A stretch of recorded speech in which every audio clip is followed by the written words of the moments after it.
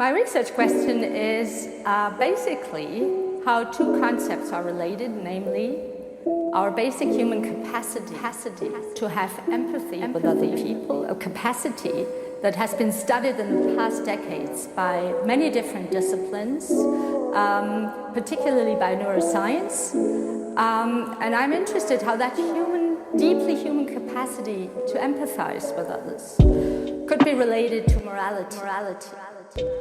In fact, this is a question that has already been studied by the philosophical tradition, namely by David Hume and Adam Smith. Back then they talked about sympathy, but what they meant was empathy. And why one could think that these concepts are related is that by empathizing with others, we do have other-oriented concern. And that's precisely what morality is about, to be concerned about others.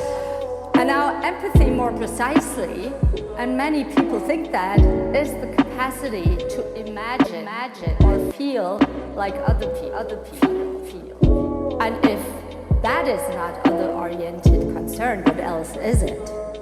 So one could even think, and there are philosophers who think that the both, empathy and morality are actually the same. Or that morality without empathy is impossible.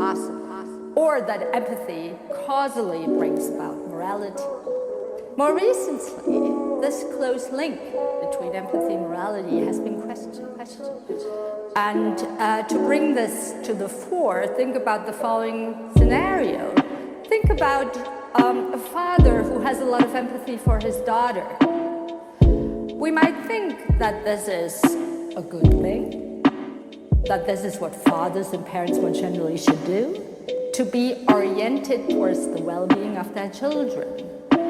But if they do empathize so strongly with their children, don't they disregard the concerns of other children? Many even think that the point of view of morality should be the point of view of impartiality, whereas empathy leads us to partiality, to favor the person we empathize with. So there seems to be, if we look at it more closely, a deep conflict between empathy and morality. At least so some philosophers argue. So in light of this dispute, I'm interested in the following question. How can we make sense of the contribution of empathy to morality if they're not so closely linked? But if we still think there is something to the intuition that empathy is other-oriented concern. More closely, my question is what the value of empathy is and what that value contributes to morality. So the philosophical method differs from the method that is being used by the scientists. For example, psychologists, they study how people behave. Neuroscientists, they look into people's brains and find out a bit about specific mechanisms in the brain. What we philosophers are interested in, first and foremost, are our normative practices. So what we do is some kind of moral phenomenology. So we look at how people behave normatively speaking. That means, how do people blame and praise each other, for example, for being not empathetic enough or for being empathetic? So we're interested in a normative concept of empathy, because for empathy to play a role in our blaming and praising practices, it needs to be a kind of capacity that people are able to cultivate. If it were just a mechanism like vision, and if somebody has bad vision, you couldn't blame or praise somebody for having bad vision, but you can blame and praise somebody for having empathy or for not having empathy enough. So that's what we need to get at, is this kind of normative concept of empathy. So we do conceptual analysis and we try to defend a normative concept of empathy. And what brings us to this normative concept is that we think about what is empathy good for. And if we better understand what empathy is good for, we have a better understanding what plays a role in our normative practices when it comes to empathy. So the findings I can provide are twofold. On the one hand, I try to defend a normative concept of empathy that differs from merely psychological concepts of empathy. So a normative concept is one that tries to make sense of our normative practices and the way we use empathy in those normative practices. So the way I want to capture empathy is not merely by saying empathy is what we imagine how another person feels like. It's more than that.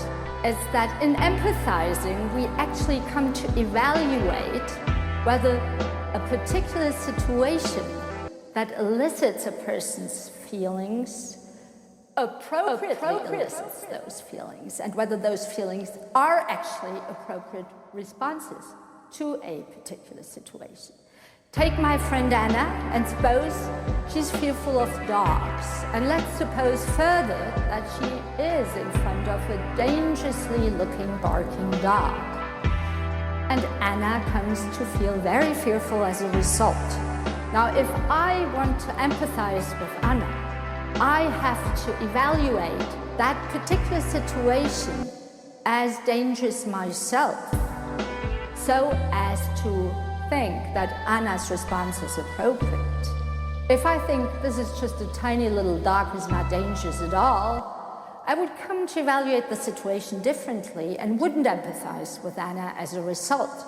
So in empathizing, we already provide warrant that the particular emotional reaction of another person is justified by the situation. So there's much more normative content in a philosophical concept of empathy. Now, when it comes to my second finding, I'm particularly interested what empathy is good for, because this is what plays a role in our normative practices. And most generally, what empathy, in my view, is good for is that it builds a relation, a close, intimate bond with another person. This is what empathy is ultimately good for. But that's a very general description. And what we need to do is to provide more concrete, evaluative features of empathy that explain why it is good for creating that intimate bond. And there are three features to consider. On the one hand, we can ask what's internally valuable about empathy, or as we philosophers say, what's intrinsically valuable. There are particular qualities inherent to our empathizing and to our being empathized with.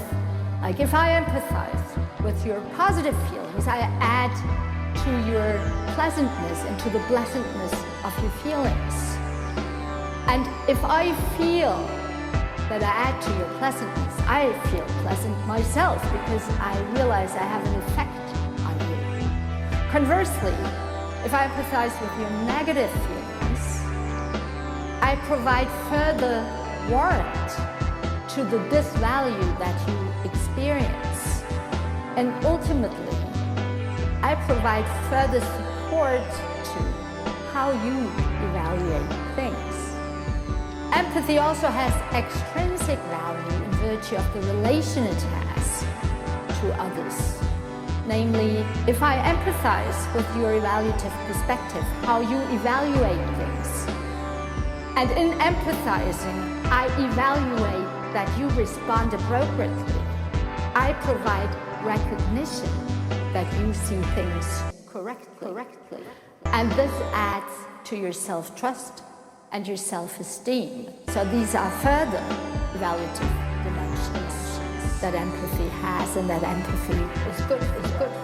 Now, if we take these intrinsic and extrinsic features of empathy together, we also better understand that empathy is constitutively valuable. That means empathy also contributes to other goods, one of which is that it builds up our relationships, and relationships are one of our most important goods that might make our lives worth living. So in the end, empathy is a very important contribution to a good life.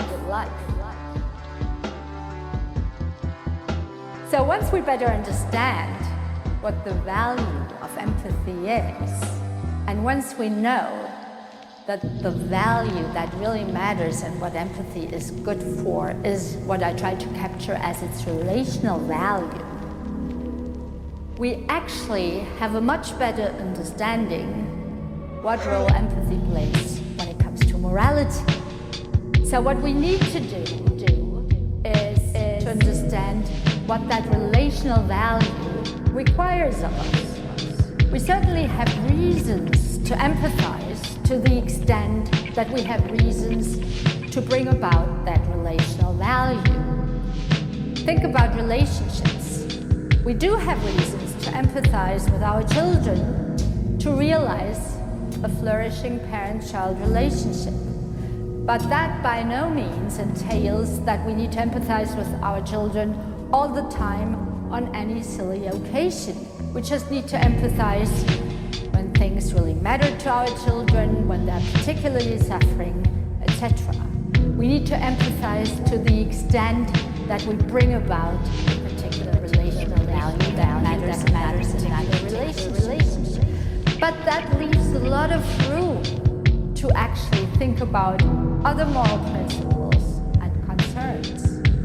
So in philosophical theory, it might have been very disputed how empathy and morality relate. But I do think once we're able to show what empathy is actually good for, we better understand what the reach, but also what the limits of empathy are, and that we only need to realize it and are required to realize it to the extent that we have to realize our relationships, but that we can also limit its demands and do what impartial morality requires. In fact, in our daily life, we negotiate between the demands of relationship-dependent empathy and impartial morality all the time.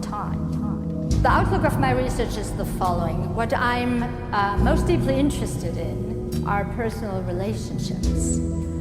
And empathy and the study of empathy plays a big role in the study of relationships. What interests me in empathy is not only what precise role it plays in morality and what value it has. I'm also interested in pursuing further research and better understanding what kind of capacity empathy actually is. Is it a virtue? Is it a skill? Is it neither? How can we understand, normatively speaking, this specific human capacity of empathy? That's a line of further research I want to pursue. But when it comes to relationships more generally, there are other very interesting attitudes that matter with regard to our human relationships. Trust is another of such attitudes that deserves philosophical study, and in fact has been studied by philosophers. And various topics on what we owe others in virtue of our relationships. Are there relationship-dependent duties? How far do they go? There's an interesting debate in family ethics, whether adult children, for example, have any duties towards their aged parents, and on what grounds. So there's still a lot to explore when it comes to the normative implications of personal relationships, and I think that's a field that has been highly underestimated by ethical theorizing in our tradition.